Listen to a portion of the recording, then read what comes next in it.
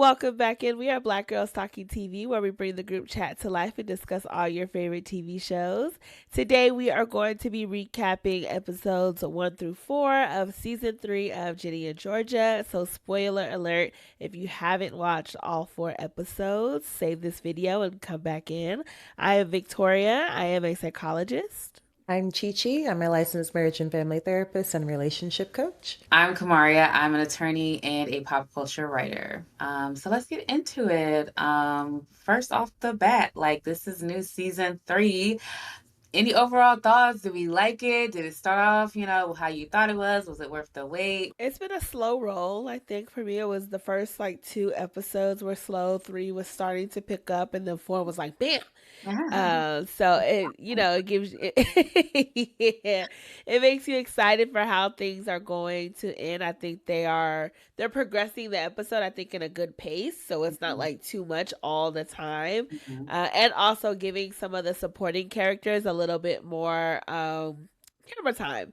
We're seeing Mhm. more of their own stories develop a little bit, like Abby, Maxine, Silver, and even Braysha, which I love. Mhm. So yeah, it's off to a good start. But yeah, homeboy Austin, I'm like, all y'all can do is have him sit or lay down because the boy is big, you know? I know he is. He's grown. It's like what happens when you 2 years, you wait too long. Like these kids, they do not wait for you. He looks like he's as tall as everybody else. Like Paul is the only person who's taller than him. But I agree. It's kind of starting off a little slower. But it feels like Ginny and Georgia. Like they didn't miss a beat in the writing. It feels exactly like Ginny and Georgia. And like you said last episode, like the recap, you were like, I hope they pick us up right where we left off at. They did. They did. It's like Yeah. Monday after. So yeah. The only other thing that I was thinking about with this is that like I think the pace is so slow because they took us so high. They raised the stakes so high with her going to Yeah. jail. It's like, how are we gonna top it? And it's like we're just sitting here and like waiting for to figure it out, and it's so slow compared to like where they dropped off. But it's not. It's good. I'm watching it, and but it's just like you said, it's getting like episode 4 is where it starts to like pick up again. I agree. It's been a little slow starting off. I've kind of enjoyed the pace because I mean, I'm the type of person, all these shows moving so fast, it be giving me anxiety. So I like when they slow the pace down a bit, right? Like we don't need any sharp turns. It is starting to pick up, but I've enjoyed it. And like you said, the character development, we're getting into some of the other characters, understanding a little bit more about them. And that's nice as well. Yeah, yeah. I was also gonna say too. It feels like we're on trial with Georgia, so like I feel like the pace that they're having things go is kind of how they go in real life. You're the lawyer, Kamara, so you can say whether or not things actually go. I think. Well, I mean, it's going faster, right? Somebody's on trial for murder. This is like a month, years thing sometimes, Yeah, but it can be long. the fact that the pace is the way that it is, it gives us time for like other things to happen. Life is continuing to life. Things are continuing to evolve in other areas for everybody else. So I think it gives room for reality a little bit. Well, episode 1, they pick us up where Georgia's arrested and she's in jail and she can't get out until like Monday. They weren't expecting her to be released on bail. They were trying to like decide if she was going to be, and then she was. And through all of this, we're dealing with like Austin. He's got this secret that he's held, and we kind of see the flashback of like Jenny going to be like, what did you see? And da da da. And so we kind of get put into this whole thing with Jenny being at school, the kids talking, and we're just immediately put in this world of like everybody around Georgia is having to live life and cope with what she did and deal with other people talking about the situation. So I'll pause there and kind of see if there was anything that like what you guys' thoughts were on that, especially like Austin. I felt for him a lot. Like it felt like he was just, even though he's big now, he's still the youngest, and it feels like, or he's not equipped to deal with this right now. He's the one who knows she's lying, like for sure. It's like I saw it with my eyes, I saw her. So um any thoughts? I was wondering why like they haven't put Austin in therapy yet, especially when like Georgia got out. I'm like, your son has witnessed this. Like, why aren't you doing something? I feel like and I know the show is called Ginny and Georgia, but I feel like they're leaving Austin out here a bit. He clearly is like traumatized, not sleeping in his bed, sleeping on the couch. Like, all of this is happening. I also think they're doing a good job so far of capturing, like, yeah, Georgia, we know you came from like a really rough background. We know that you're doing what you can do for your kids, but you're also like you've created like a ton of chaos for everyone, and now everyone is having to lie and all this stuff for you. And so I think they're doing a good job of capturing that. She's doing her best to kind of sit in that space of accountability, but I don't think she really has become accountable for the actions that she's taken, even if they were, in the what she thinks was the best interest of her and her family. Yeah. And in episode 4, we see like folks talk about having Austin in therapy. But you're right, like in that episode, she's like, let's not let the one person who knows that I murdered him, the eyewitness to the murder, go to a trained professional who's supposed to pull stuff out of them. But I think like before she knew Austin knew, you're right, like there's no thought of like he might need therapy. Yeah, It's you're doing it for Jenny. Maybe you could do it for Austin too. Austin So as like well. yeah. Yeah, Yeah. And I mean, like the whole first episode, if I'm correct, was Georgia was in jail for the entire first episode. One thing that I had wrote down that popped out to me was the way Georgia got dressed for court. With the eye Yeah, with roll. the eyeshadow from the lead, and yeah. then uh the candy for the lipstick. I thought that was Mhm. funny. Also in episode 1 is when Zion suggested Jenny that she goes to the poetry class. And Mhm. we see for the first time that Jenny, she refers to herself as Gia. So she's doing this thing where she can kind of recreate herself and take on this identity where no one knows her. Yeah. Mhm. And she can be someone else outside of this world that Georgia has created for her. Mm-hmm. Yeah. And we get a lot of flashbacks like in episode 1. Like that's like this season has a lot more flashbacks. And it's like part of me likes the flashbacks, but then it also is like a little weird because they don't got the age right or something for these kids. Like Austin looks too big in comparison to Jenny, and then it feels like the new Georgia could play the old Georgia. Like, you know what I'm saying? I don't like the age matchups that they have going on with the younger versions. I just feel like something about the age, the flashbacks, the age is not right.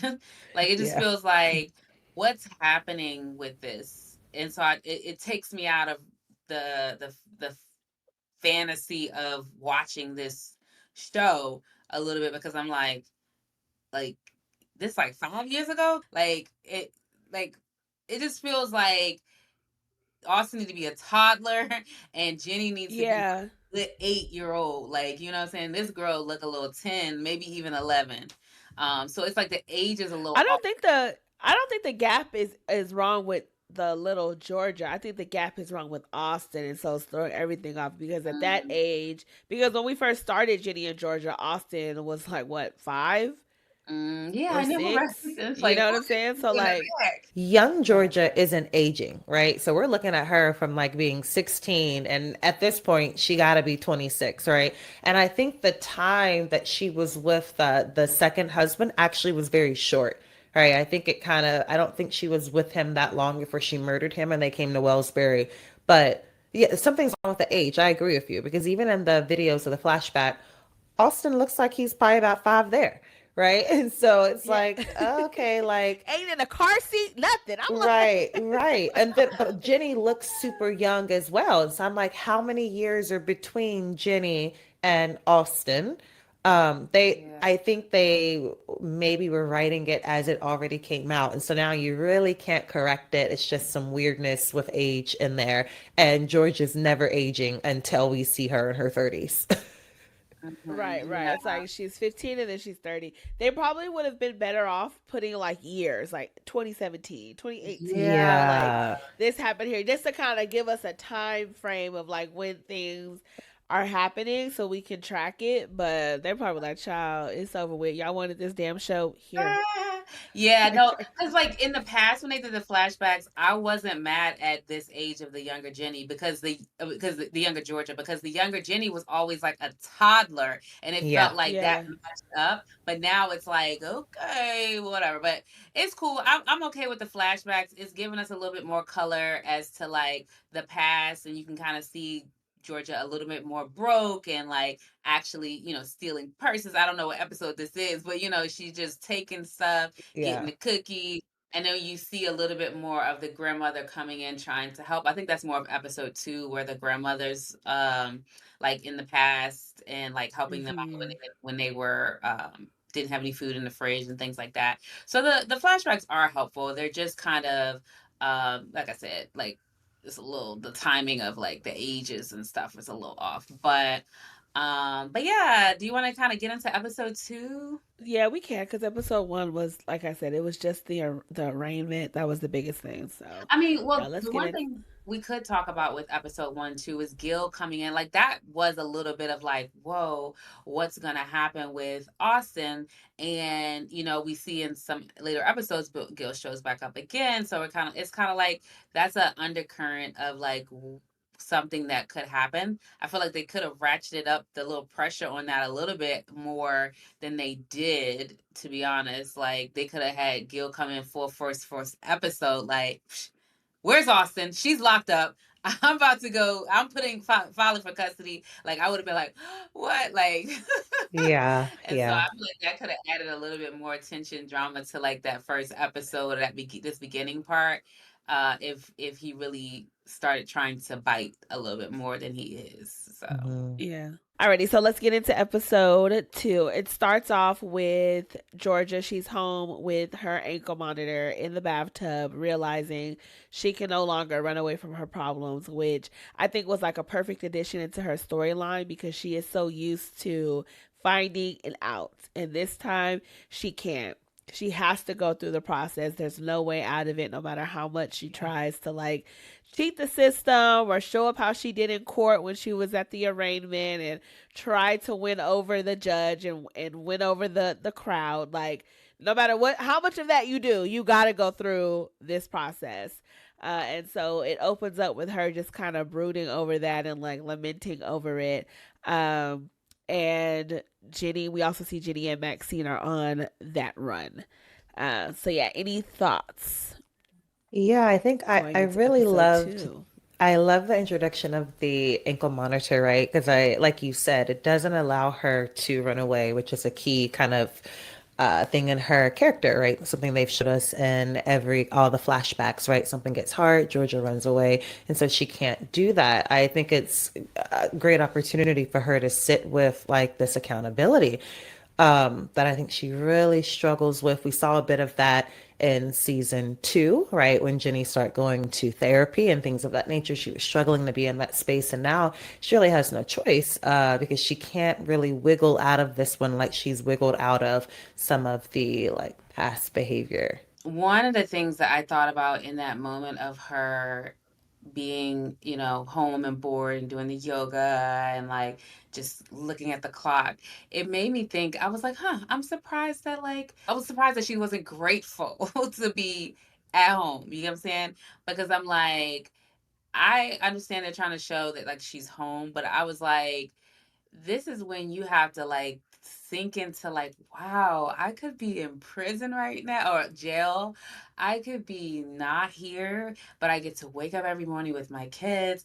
I get to be home. I get to, it's that sort of thing I was thinking that she would be, more like expressive of, but I can see that like, they just, you got to show that she's home every day and it's just boring for her.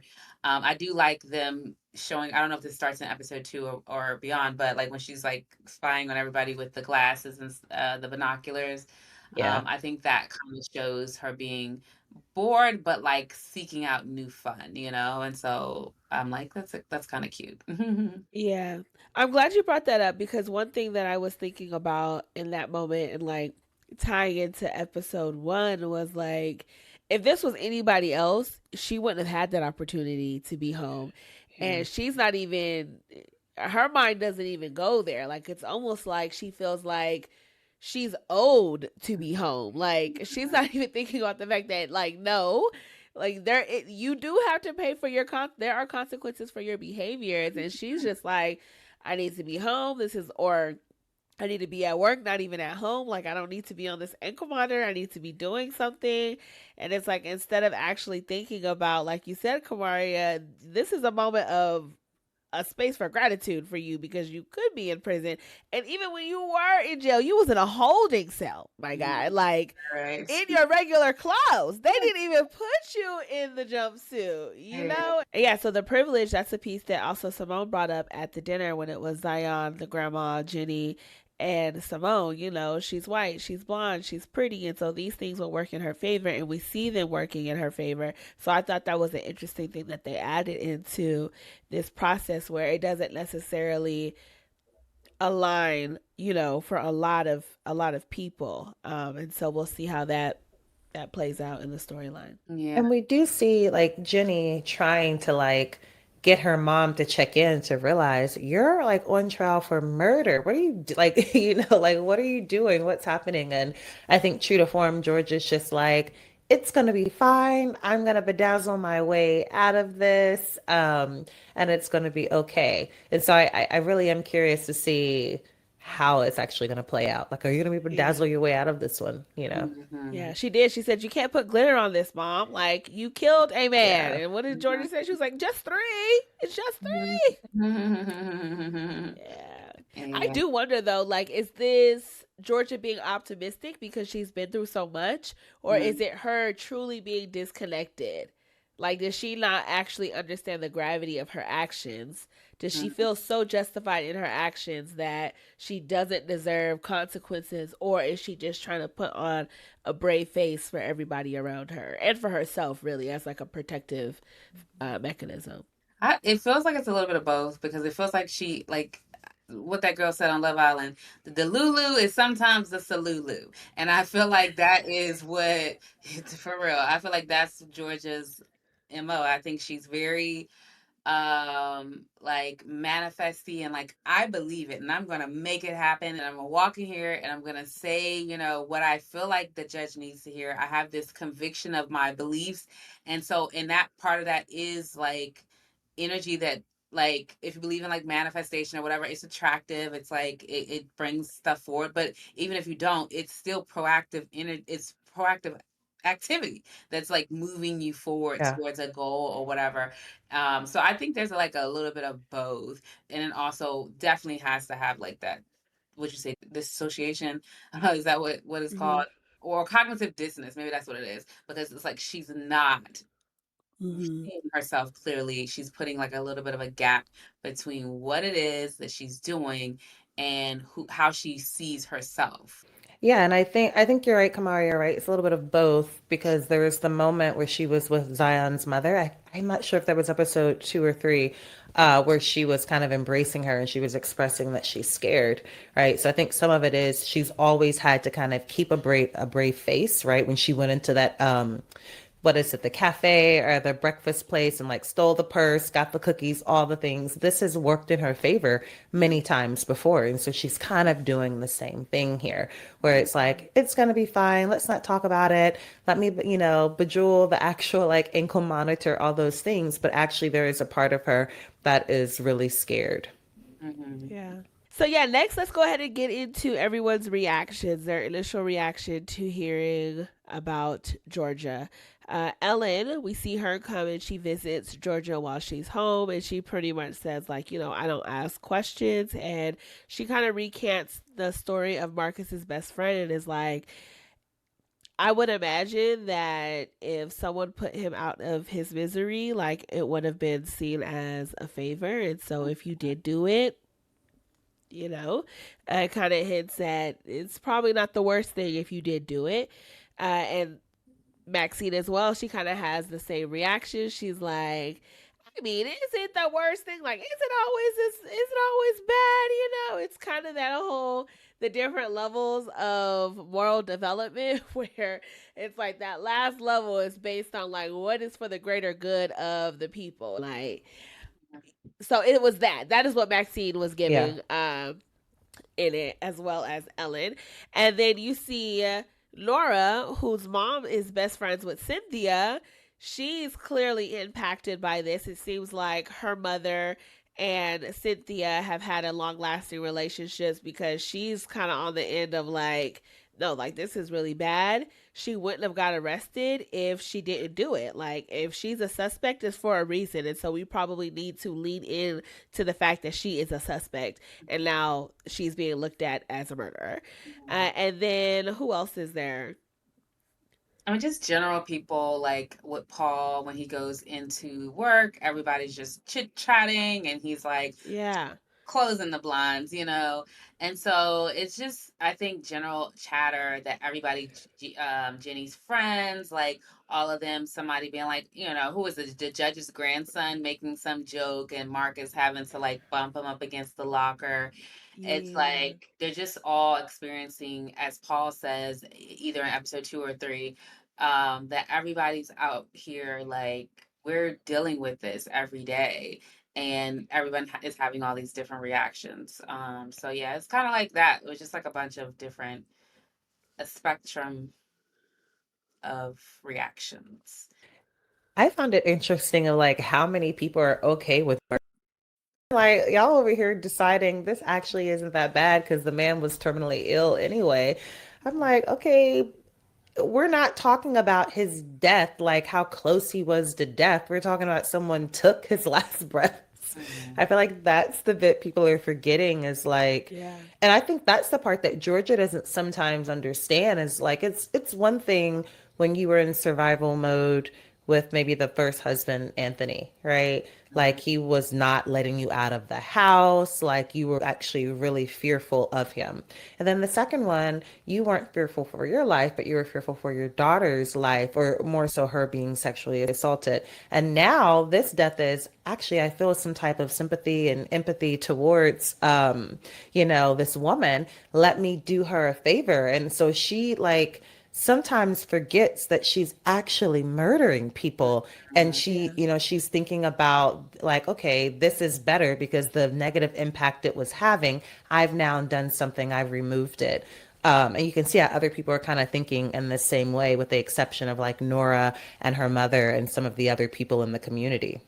Yeah, but I think it's also like the writers like stepping back because we get into the world, but like it's like the writers intentionally are writing these storylines in, and I think that they're like putting that in there because they want us, to have sympathy for, or not even have sympathy, but like have a softer heart towards like this action that Georgia has taken, and so it's like it's very interesting that like that's what I kept thinking. I was like, it's interesting that they are putting this as a part of the story because Max said it like 3 or 4 times, like maybe not that many, but she said it enough, like at least twice, where she was just like, "Is it really that bad?" And side note, I realized I was like, Max is my favorite character.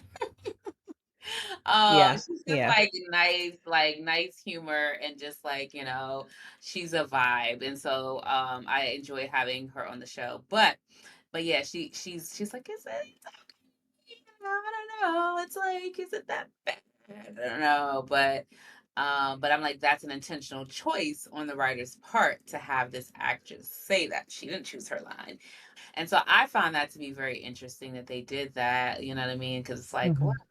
I guess they want us to feel, sort of like this, because they could very But clearly say something different and have that be the storyline a little bit more, or like have that be the, I don't know. But go ahead. well, I was gonna say ultimately though, like it still tracks with like real life situations because I mean we could think about the Luigi Mangione case. Like there are people who are like, well, you know what, like this thing that he had, like this was for the system, So there are Mhm. people who battle with these, what I'm saying, these moral situations at the end of the Mhm. day. Um, so Yeah, intentional, but real life. Yeah, I just think that is interesting. It's like, I don't know, because I don't think they're going to. It brings up You in my mind again, like the Netflix show You, but not like as she's not predatory. That's the one thing I will say that's different between her and Joe Goldberg is she's not predatory. She is trying to save people in her mind. She's either trying to save herself, her family, or someone like Cynthia. But let's get into Cynthia's reaction because Cynthia knocks on the door, and I was a little surprised by Cynthia knocking on the door. I was like, okay, drama coming, drama coming.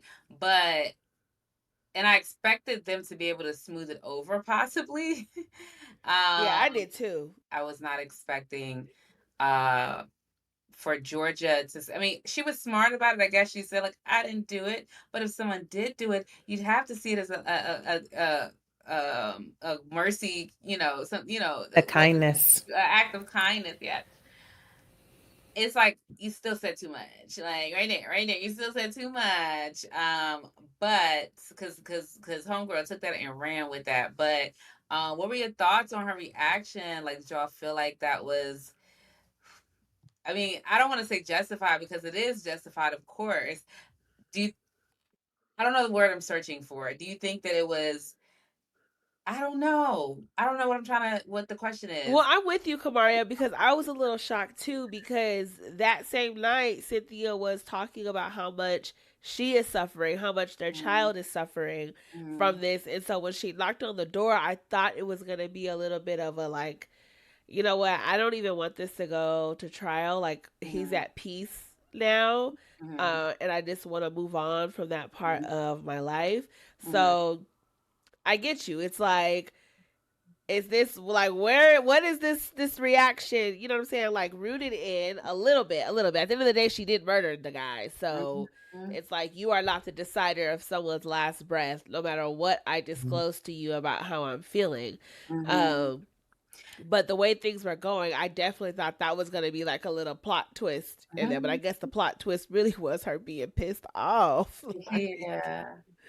And it's like imagine if that was your family, like, because I think about, in my mind, if I've never had really anybody super close to me die, right? But if I did and they were suffering, I still I would feel more at peace if it happened naturally, because I would feel like there must have just been. There was no like last minute, oh, somebody was going to give him some type of medicine. He was going to start reacting better. It's just like that was the will of God. But like, it almost feels like if somebody did it intentionally, it would feel like, ugh, I don't know though. It could have been like, we could have yeah. had a last minute Mm-hmm. sort of maybe miracle or whatever. People thought he was out and he wasn't, or So I completely feel like she's 1,000% justified. I don't think anybody should do that. But I also just didn't expect that. Mm-hmm. So, I think it's what makes the whole thing such a paradox, right? Because it is like, oh, that like a few nights before, or however long the gap is, you were talking about how, in some ways you wish that he would go ahead and pass on because you're suffering and his son is suffering. But I think, there's a big difference between, 'cause I think this is actually a common feeling when you have, like, especially if you're caretaking from someone that's like terminally ill or really old and ill. Um, it's both, right? It's sometimes a burden. And so you kind of feel like, oh, I wish this would like kind of end because it can become a burden. But at the same time, you don't necessarily want them to die. Um, and so at least I know that that can be an experience when people are caretaking for older adults or for people that are terminally ill and it's been going on for a long time, is that in some ways you wish there was a release, but at the same time, you don't want them to die, even though we know they're going to be at peace. And I think that that's a bit of what was happening for Cynthia. And like, as she was confiding in Georgia, which is, it's really bad to say this out loud, right? But I kind of wish this would be over because I'm suffering, my son is suffering. It's another whole thing when the person dies and then you're like, oh, isn't just the end of their suffering, it's the end of their life, right? It's the end of, what we have created together. It's the end of lots of things, not just the suffering. And so when Georgia killed him, it's like, forget about me wanting the suffering to end. You've killed the person that I've loved, I've built a life with, all these things. It's a paradox in there. So this episode, we also get like a lot more this season. Generally, we're getting a lot more Bracia. You know what I mean? We're getting a lot more Bracia and Ginny interactions. Their friendship is getting. It just seems like Bracia's more of a staple friend. Even in like to jump ahead into episode 4, like there's a little bit of like of a black girl crew. They have a little black conversation talking about Zion being a fine ass daddy, all that good stuff. But in this That was episode, great. yeah, I know, right? Because it was like I was like, yeah, that was a real moment. But in this episode, she's kind of telling her about her self harm and stuff like that. And we also get a little bit of Max being jealous, but not of Bracious and Jenny specifically, but just of everybody, like Abby and Jenny, and like just kind of like Max is feeling a little at times left out. And so just discussions around like the friendships that are how they're adjusting, and we see a little bit of Abby and Marcus hanging out a little bit more. I don't know if that's this episode or the next one, but we're talking about friendships right now, so we're gonna throw it all in there. But like I love the Bracious, seen more this season. And I also like that her and Max are forming some, theater kid friendship that seems to be. It doesn't even seem like it's forming. It seems like it just already existed, and we're just getting a glimpse into it. But yeah, any thoughts on any of that and like the conversation? Like she shares with Bracia something very, very important and very serious. So. Yeah. I know I was happy that she was able to tell someone and she said, talking about this gives it less power. I thought that was beautifully done. Mhm.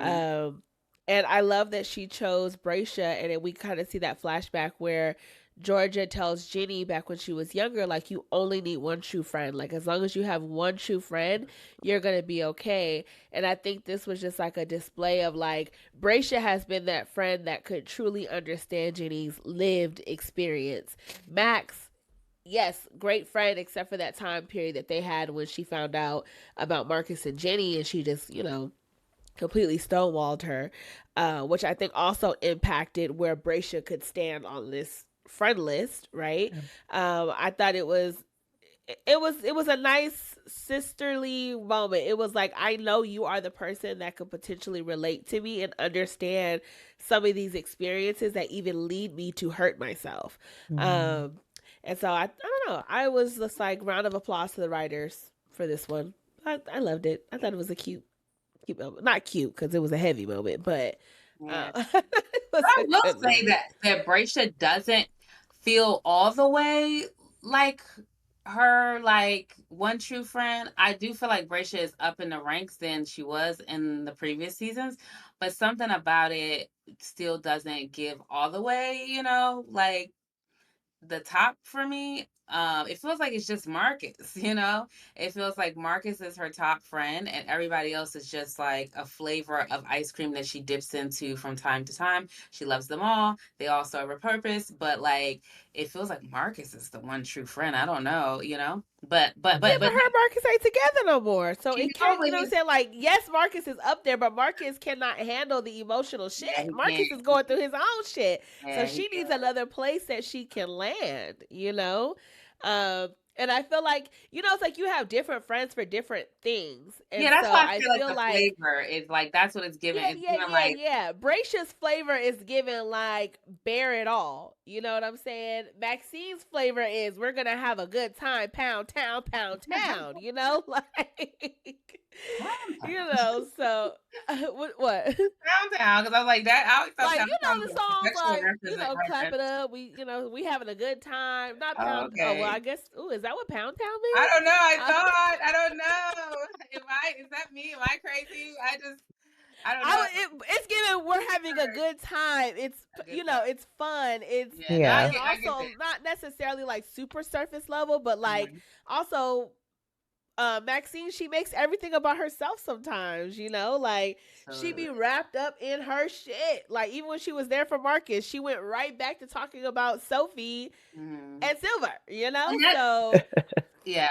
And that's why, like, this whole thing of her, like, getting all jealous with everybody, like, it's in this bag, because it's like, she's, like, just seeing little moments. Nobody planned to go to the dress shop, and that's in episode 3, but, like, nobody planned those little things together. It Hmm. just happened to be that this is what happened. Nobody's trying to exclude her, but she takes it all personally because she's very kind of, like, about herself, self-absorbed.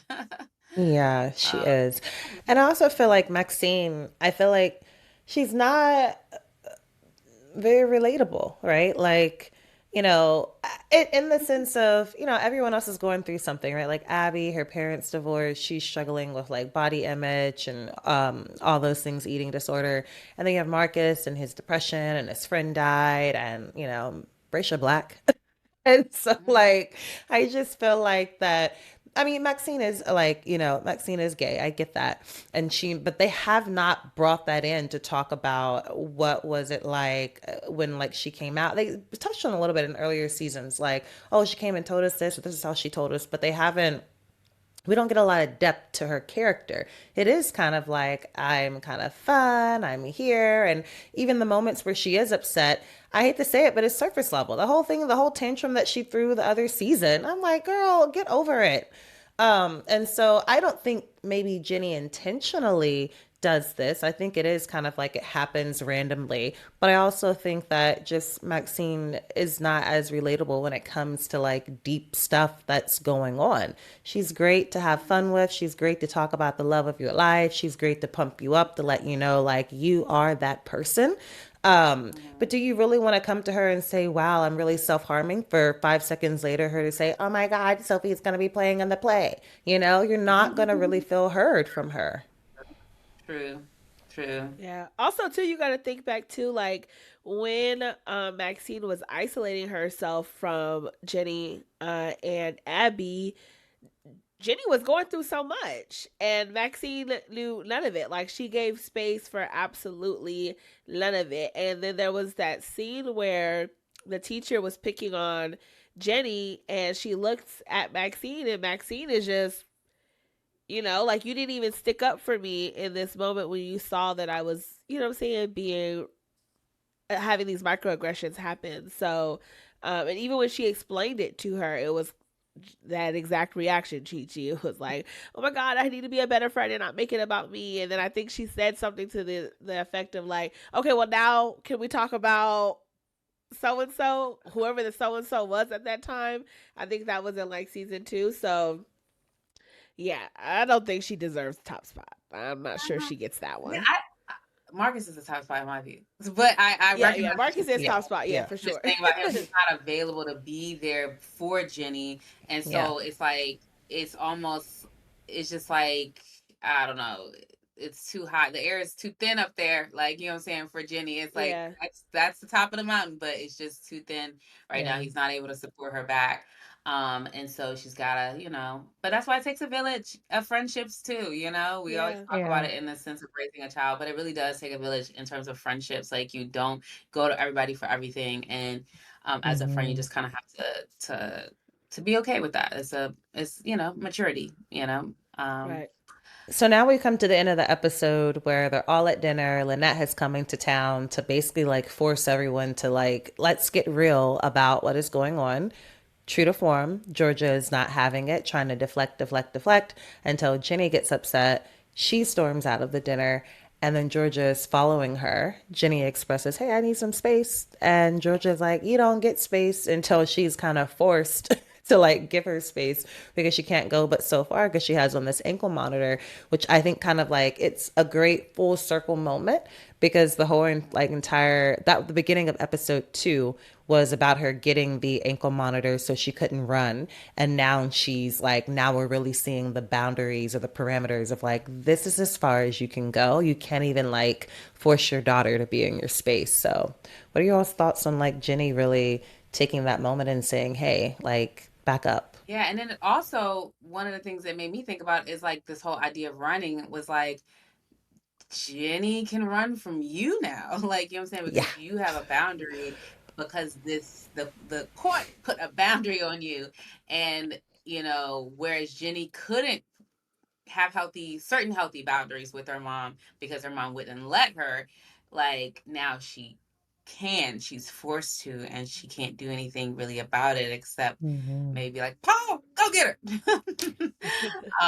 But either way, the girl's still gonna do what she's gonna do. So yeah, I thought that was an interesting moment. This was actually one of my favorite parts of the episode, because I thought it was a just like the beginning. It was just a good example of like when you push, push, push, and push.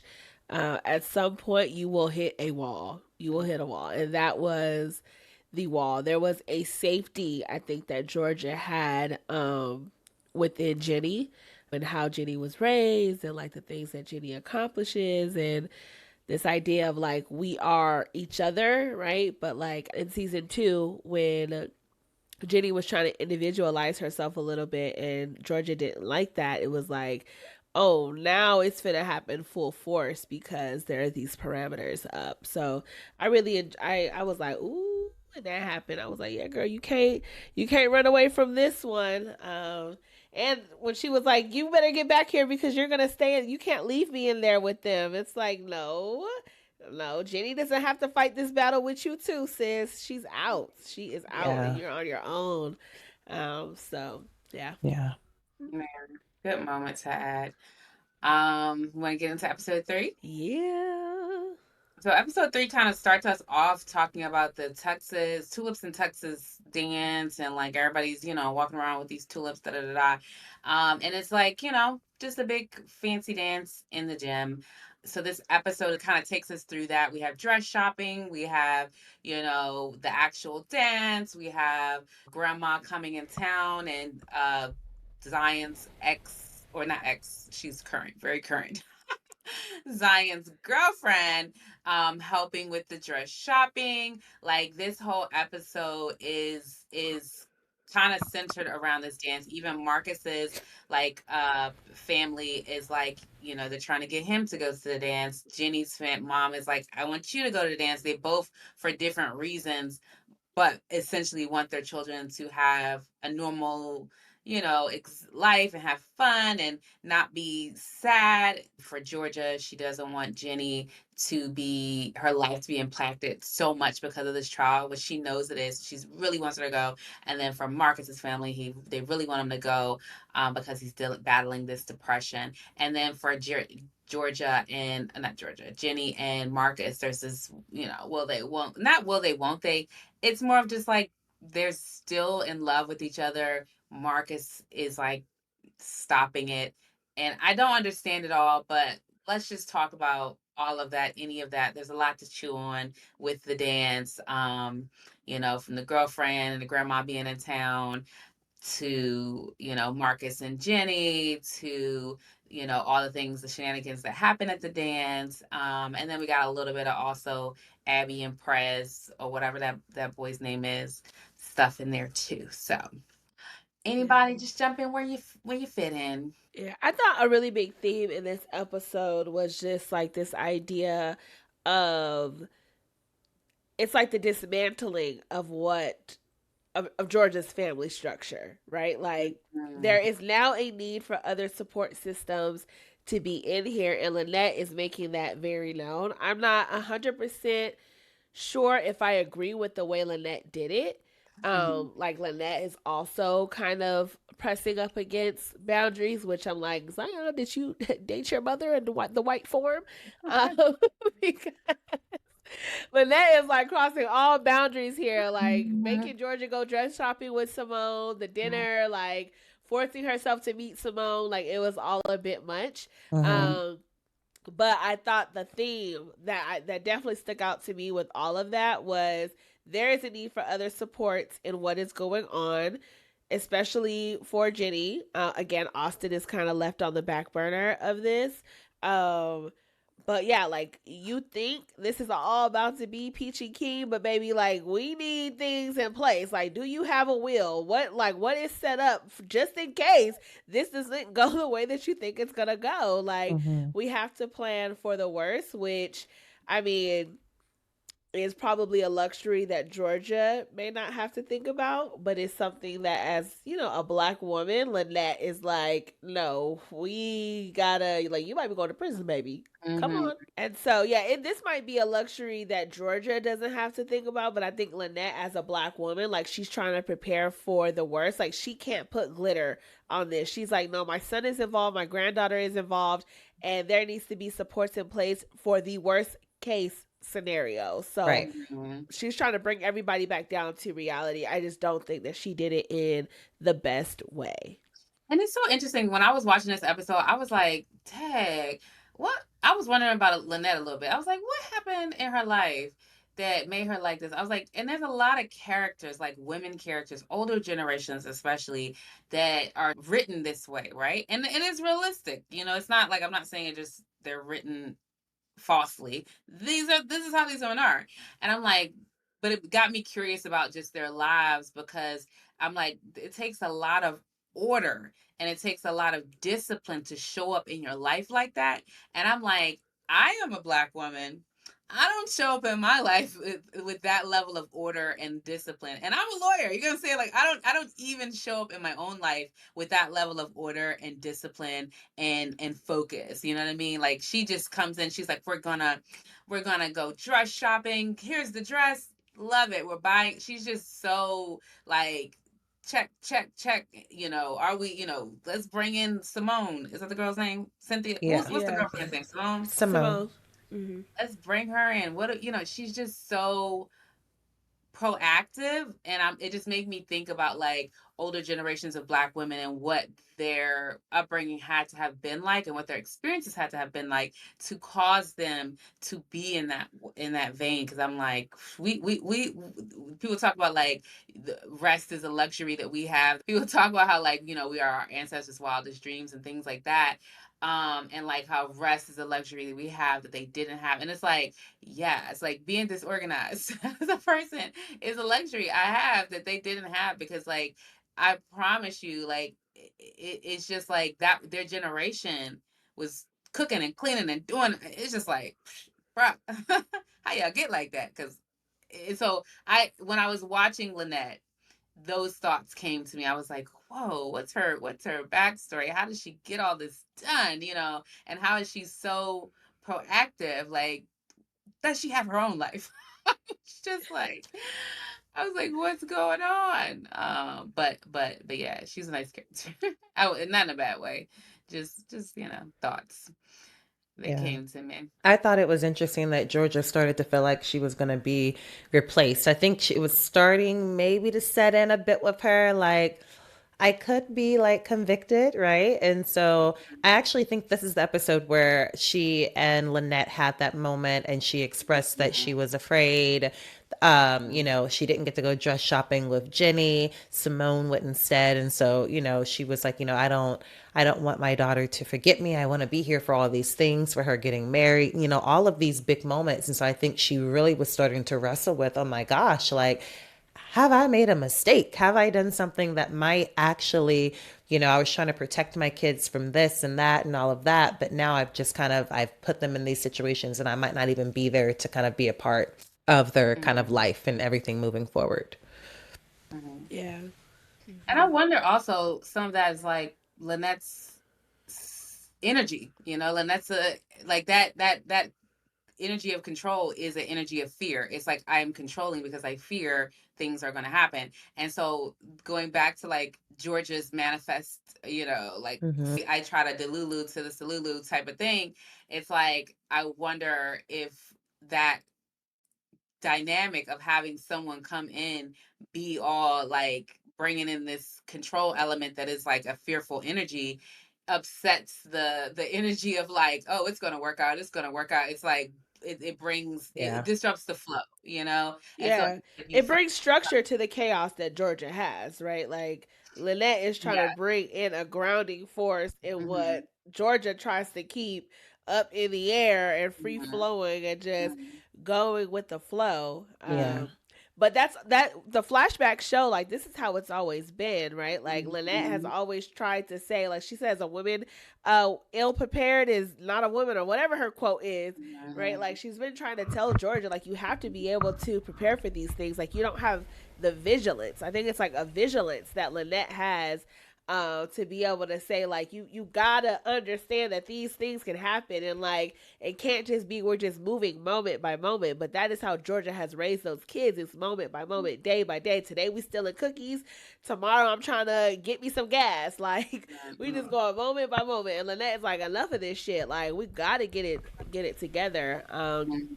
And so I'm sure that's very scary for Georgia, because Georgia wants to control in the way that she wants to control, and it's not in a structured way.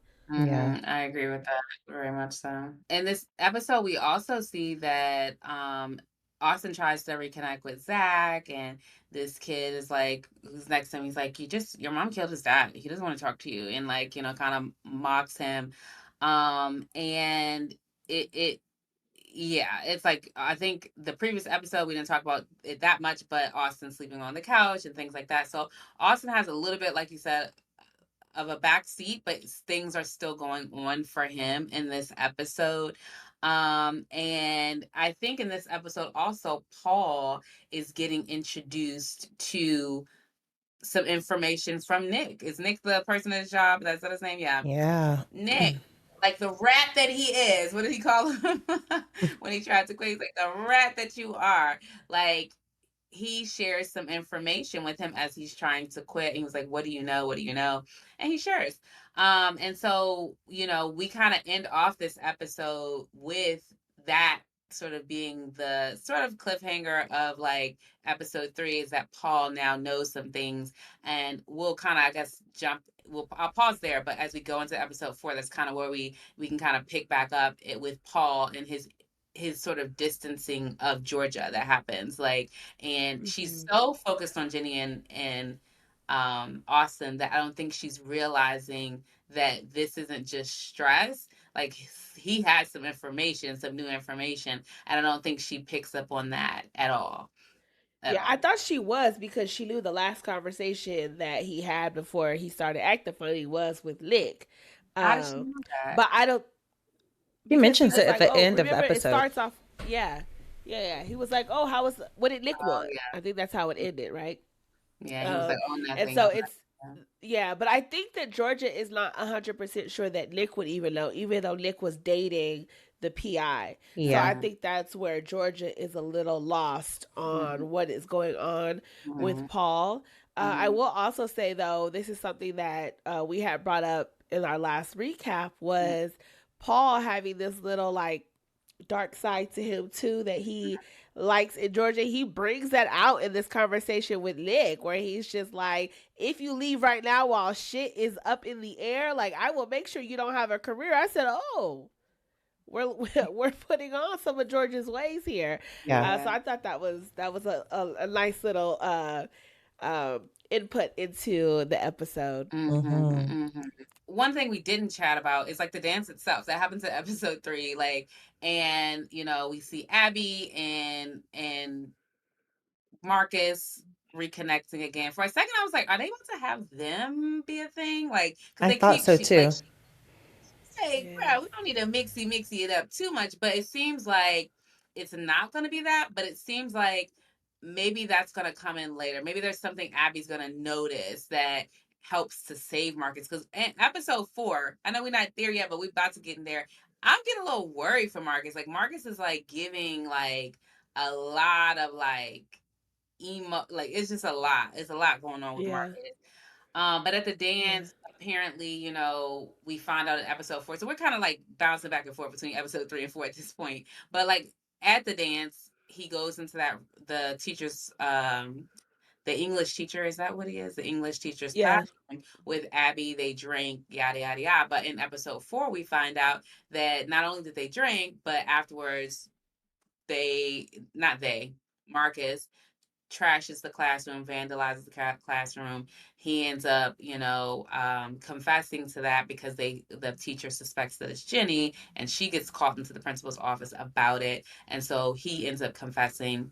and gets suspended for a month. But he doesn't even remember it, and he doesn't remember kissing Jenny, which he does also at the dance. And so, like, let's talk a little bit about Jenny and Marcus, between episodes 3 and 4, because it kind of spills over, this Yeah. piece of the storyline.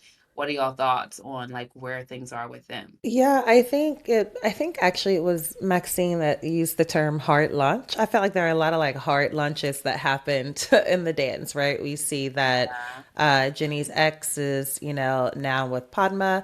That comes out. Mm-hmm. We see Press is now with this other girl in the group that they don't really like, that Abby and her kind of had a moment, right, in the previous Mm-hmm. episode.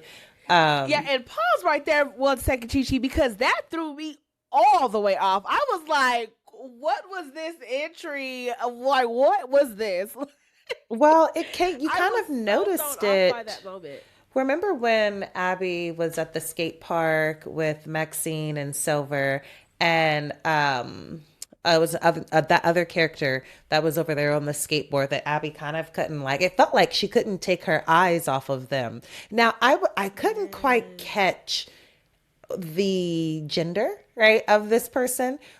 I believe Mm-hmm. it was a woman, and I noticed it, and but then they kind of went in the direction of Abby is on the skateboard. But I thought, I don't know, No, I Abigail. think I that think, that's the tutor in episode 4. I think is that the tutor in episode 4? It seems Yes, like so the that. tutor in So episode 4 is that girl that was on the skateboard. Yes. okay, yeah, yeah. and So they, and it does feel like they could be non-binary, but yeah, the Abby's mom pairs her up for tutoring, and she gets a tutor, and the tutor's that individual. So, yeah. you They you like started I it didn't notice there. the skate park, but because I was over here Yeah. like, what's happening with her and Marcus? Not them trying to set her up with Marcus. Like y'all No, need no, to no. leave that alone. I That noticed, was my yeah. I thought. noticed the Okay. looks at the skate park, right? And then we get to Mm, this moment where she's like, feel the tape. Then this girl is like, oh, I've always had a crush on you. And she was feeling more. And then that just ended. And then she comes into like the dance with Press. And so Abigail is kind of like, wow, two people that I kind of have interest in or have had whatever with are now here together. Forget them, right? So that was also happening during the dance. Then we get Ginny and Marcus. They kiss during the dance. So there were lots of like these like bringing in like new storylines that were beginning to happen that came out the dance. yeah. Yeah, yeah. I was like that. Juicy dance for sure. I said, boy, for some high schoolers, we are active. Active. Right, right. And that girl who you were talking about, who Abby had the moment with, I was about to be like, F that hoe. No, Like, but for real, because when she came in, I said, "Wait a minute, plot twist. What's going on here? Like, right. when were they ever a thing? Like, her and Press ever a thing for this to happen?" And I'm like, I thought that Abby and that girl were gonna get a little closer. Maybe not like automatically in a romantic way, but when Mhm. Abby was like, "I understand what you're doing," when she came Yeah, out the bathroom from binging and throwing up, yeah. I thought, they were gonna be able to. It was a meeting of the minds, and like Mhm. they were gonna feel understood, but of Mhm. each other. But yeah, I was so confused by that.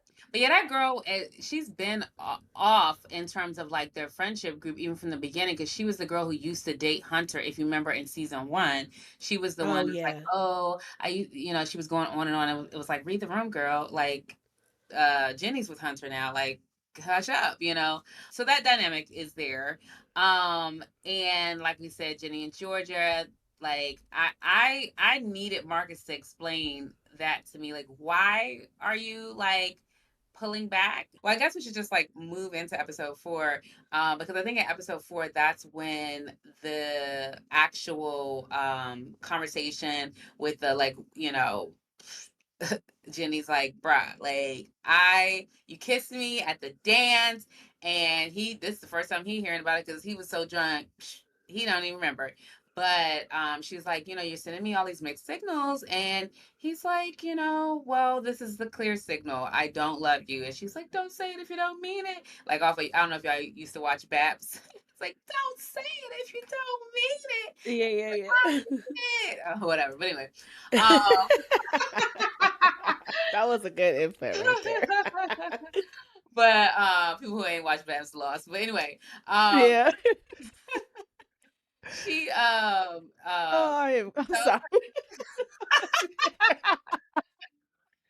Ooh, all right. her to watch it with Holly Berry, and I don't know the other girl. Yes, yes. If you have not seen Babs, go watch. That might be Watch a it. good movie to recap, though. Just like a Yeah, I know, random right? little Black throw in Black there. American Yeah, princesses. That's what I think is what yeah, Babs stands for. But anyway, um, she he's like, no, I don't love you, and so they just part, and it just feels like you get this understanding that like, wow, like he can't be there for her when especially when he's talking to Max. He can't be there for her because he's trying to hold himself together. And I keep wondering like why is he keep pushing her away? Like, obviously they love each other, they care about each other, but it's like he can't keep himself together. And he's really struggling with a lot of mental health issues.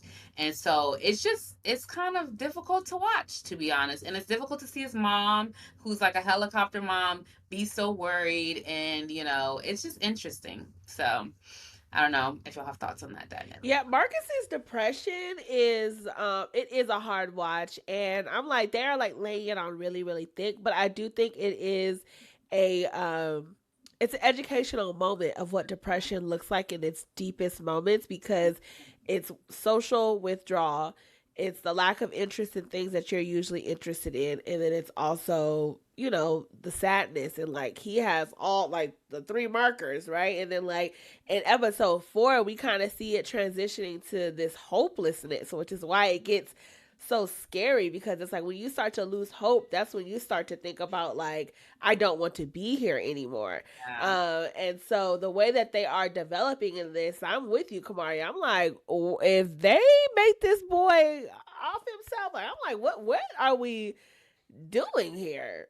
I mean, I don't think he's going to, like, because that would be really tough for like somebody to write that in. But I wouldn't put it past that we might see an attempt and somebody saving him. And that's why I wonder if this Abby friendship that's like blossoming, or not blossom, but it's like they keep having these moments together, and I'm like, why are you Yeah. having these moments? It's for something. I wonder if Abby's gonna be like someone who's just like help save him because she's like, bruh, like something is happening or whatever. And she catches it because he doesn't have Ginny right there anymore. He's pushing her away. And then Max is so self-absorbed sometimes, even though she's catching it a little bit. Like Max is kind of like, what's going on? Like, Yeah. happening. Like, but still it's like it could get past her. And I think that maybe Abby might be that person who catches it, whatever's gonna happen, whatever's coming. Going not to go back to episode 3, but like we didn't really talk about Abby and Prez and like their whole dynamic, and him being like, "Don't be a tease," and then she just decides to do it for after saying no, no, no. I was like, "Oh, I hate that in that moment for her, like as a woman, because it's like, bitch, she could be a teaser if she wants to. Get the fuck out of here." You know what I'm saying? Like these Hmm. guys lay this guilt trip on these young girls. That's like, don't be a, it's like, no, it's not being a teaser. It's called being sexy. It's called being like, I'm letting you get this far. Be blessed that you got to kiss me, boo. Okay. And so like, if I don't want to go further with you, I don't want to go further with you. Get out my face. You know what I'm saying? Like, and so I did not, it's like, he was just ick. And I hate that Abby's as a character doesn't know, she just eats everything, like, you know what I'm saying, she doesn't know how to respond. And that's just a learned thing, but I would love for her to be able to know how to, like, she's eating a lot of toxic experiences and she's just howling through, keeping going. But it's like she deserves better. Like, not to, she's like sometimes get on my nerves in season 1 and 2, but she deserves better. She's better this season. Yeah, she does. And I think Abby is going through a lot, right? We also seen in episode 3 the moment with her mom where they have to like bring her home from the dance drunk, and she kind of tells her mom, "You haven't been here, right? Like you've been absorbed in your own pain. I've been suffering." And so we kind of see a little bit why Abby is kind of acting out in these ways because she doesn't really have anyone, right? Like Nora has her boyfriend and, is closer for mom and things of that. We already know Maxine is self absorbed. Jenny has her own stuff going on. And so, Abigail doesn't really have anyone. And so she kind of has been leaning into Press for a bit Mm, of connection. And we know Press mm, is, he's just, a he's, douchebag. Yeah, he's a douche, right? And so it's an unfortunate situation for Abigail. But even though I think at the end she felt bad for telling her mom that, I think it was a necessary like collision for each of them to be like, oh, we've both really been suffering, and we could have just been together feeling our pain, but we didn't really know how to do it. Yeah, yeah, Yeah. yeah. I felt really bad for Abby in this episode, especially also too when she finally tells someone that she tapes. She had told Press, and Press was like, "I mean, I don't know. I guess you shouldn't do that. Like, you know." Right. Yeah, I thought that was a terrible thing. But she is also too like dropping little gems, like when um Laura brought her home, she was like, "Oh, I haven't eaten all day." And Laura was like, "What? Like, why haven't you?" You know. So I feel like this is going to be a positive direction for Abby because she's starting to express herself, and Hmm. so hopefully, um, we see things kind of go up from here as her and her mother also work on some stuff. Yeah. Mm-hmm. Yeah. Oh, and then another thing that also too happened in season in episode 3, during the dance was Jenny called her mom Oh, yeah, yeah, yeah. and reaffirmed her and said, "I want you to be there for everything." And like they have that moment where they're talking about what's going on, and it probably was very reminiscent for Georgia, to be all up in her kids' business like she liked to be. But yeah, I Mm-hmm. thought that was a cute moment between the two of them. Yeah. Yeah. Yeah. And then episode 4, like shifting into like the court case stuff, like that begins to like ratchet things up. Like we see what is it's called Fun Fest, the thing with the porches. Yeah, Fun Fest. Yeah. You know, this is part of, Georgia's idea to help defeat this bringing big businesses into Wellsbury proposition that they're trying to pass. And like it's a great idea that people come. Georgia's able to be like, do her little PR thing, and then also notice, which comes in handy when they're doing what voir dire, that's the legal term for selecting the jury, and like kind of fettering through like who do we want, who do we not want. And so she's able to give the lawyer some inside information like, oh, don't do this person, do that person, that sort of thing. And then we also just see just all of how like this process Georgia has her hand in it, and she's helping influence this, all of it, from her dress to everything. But at the end of episode 4, we see what she can't control is homeboy the PI. I don't even remember his name. What is his name? We don't know. But he's the I PI. forgot. I forgot that man name. Yeah. Yes, he was on the witness list, but he's the first witness, and it's just interesting because he's like trying to bring in all the past murders. He calls her a serial killer, and it's just like the lawyer cannot object fast enough. But he keeps talking, and so it's like strike that from the record. But it's like the jury's already heard it. So it's like, Yeah. you know, Yeah, and the judge was like, "I'll consider it." He said, "I'm curious, so let's mm, consider it." Yeah, I was like, "Whoo, big moment here, child," because it's like it's almost like the progression of like when that moment was when what's his name when the PI said, "I think we're dealing with the serial killer." I think in that moment it hit me like we are dealing with the progression of the criminal mindset, right? Like all through Georgia's life, she has had criminal behavior. She mm, has made criminal decisions. She has broken the law time and time and time again. And now we are at the point where when it's time to finally face the consequences, she feels like she shouldn't. She feels like she's owed something. She feels like she saved the day, right? Because she did it with this distorted mindset that she has, like it was for the greater good of something, whether it was my children, Cynthia, blah, blah, blah. And yeah, it's like when you get away with something over and over and over again, you get deeper into it, right? Like you don't ever have the chance to stop and think about what you're doing and how it affects the people around you. You're just doing it.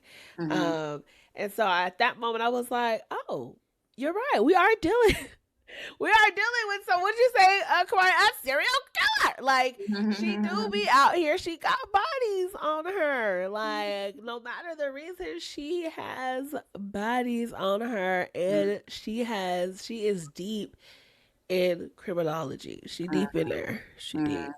yeah. Yes, I wonder how they're gonna, because I stopped there. I didn't watch episode 5, so I don't know how they're gonna treat it and how they're gonna move forward. Do y'all have any predictions for like what you thinking that this might move into? Like, because I'm not sure. I'm honestly not sure. yeah, it doesn't look good. But it Yeah. also feels like they're gonna figure out a way to get her out of it. But what if she actually does?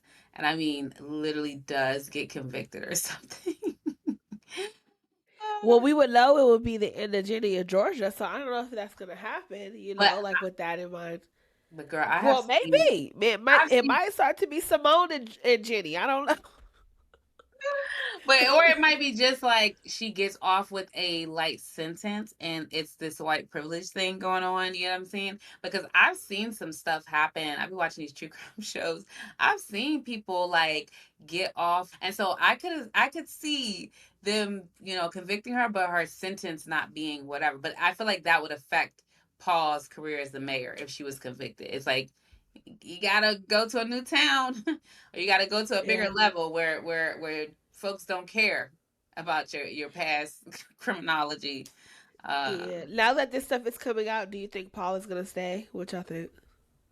I think that Paul was gonna leave. He was gonna leave when Nick said something, because Nick was trying to leave. You know what I'm saying? And so I feel like he's just trying to process it. I don't think he's gonna leave. No, but I do wonder. Like they had Joe. We didn't talk about that a little bit. Joe came in after the Porch Fest and was just like, she was like, "Why are you not talking to me? Like we're friends." And he's like, "I like you. I have feelings for you. We are not. I can't be No, your no, girl. friend." He said, I am in love with you. Oh, I is mean, that he what didn't he say said? I'm in love with you, but in so many words, he was like, he stopped himself and was like, I really care about you. But baby, that man Yeah. is deep in love. He should have said, I've been in love with you since that day we sat on that No, bench. right. So it's like there that's kind of like interesting. And so I wonder, are they really going to keep Georgia and Paul together? But part of me feels like I don't know. I don't know. If they did Yeah, part, it would be on mutual terms. That's what I would think. yeah, yeah. Yeah, Mhm. let's get out of here, folks. All right, y'all. That's it. That's it. We'll see you for the next couple of episodes. We'll see how far we get for our next recap. It's been a real one. Until the next time. If you are not already, though, hit that subscribe button and that notification bell. Drop in the comments your thoughts. Y'all don't be interacting with us enough. Mhm. And we will see y'all on the next one. All right. Bye. Bye.